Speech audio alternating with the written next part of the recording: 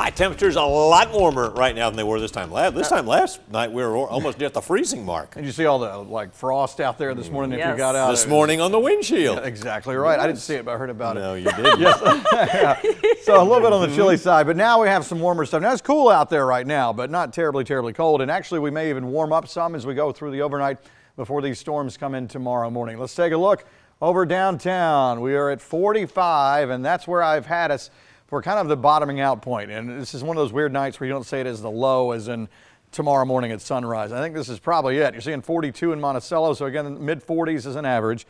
And if the southerly breeze continues to pick up like the models are forecasting that it will, we will have some warmer air starting to come on in. So there's the look of it right now. We don't see any big wind gusts, but that'll change through the overnight. All right, so clouds out there for now. You can look off toward the west and see the thunderstorms that have been coming through earlier around Houston, Texas, some tornado damage there. And you can see stuff coming through the New Orleans area. And most of this, it looks like it's going to kind of ride along the Gulf Coast. You can see this is where the warnings have been, even going back over here earlier this afternoon. And I think that's where the majority of the main severe threat is going to be. Again, we're not in a zero threat, though, so we'll keep an eye on it. Here's a look at how it rolls with future view. Maybe some sprinkles or so as we get into 3, 4 in the morning. This will take us into around 6, 7, starting to knock on the door in our western counties. Again, I think the main stuff is going to be mainly down towards southwest Georgia. Again, for the rest of everybody, probably going to be gusty winds, some rumbles of thunder, all of that. And hopefully we can get through without any sort of warnings. There's around 8, 9 o'clock in the morning, probably clear of Macon and Warner Robins at that time. Mid-morning to lunchtime, our southeastern counties, and then it rides away as we go into the afternoon. And then a northwesterly breeze will take over, as you would expect behind a front. Thursday looks good. Friday also looking great. Let's go into the weekend. Looks like Saturday, maybe some partly cloudy to mostly cloudy skies later in the afternoon. And then Sunday, we just had a washout this past Sunday.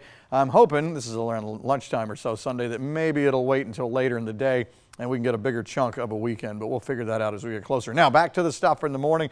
Again, that storm outlook is mainly off toward the Gulf Coast part, meaning the southern portions of all the Gulf Coast states.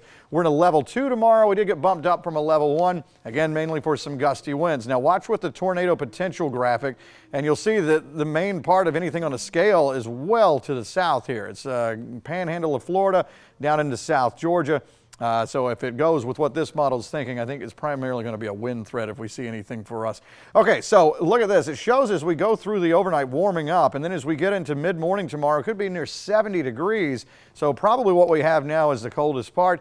And then the front comes through, and we immediately knock the numbers back down as we go into Thursday morning. This will take us into Thursday afternoon where we're seeing some low 50s. And here's a look at the wind. Notice as we go through the overnight, the southerly breeze coming in ahead of these storms could start picking up as we head towards sunrise to maybe 35, 40 mile per hour gusts. But anyway, mainly just garden variety thunderstorms. We'll keep an eye out for anything crazier than that. I think it's mainly going to be to our south.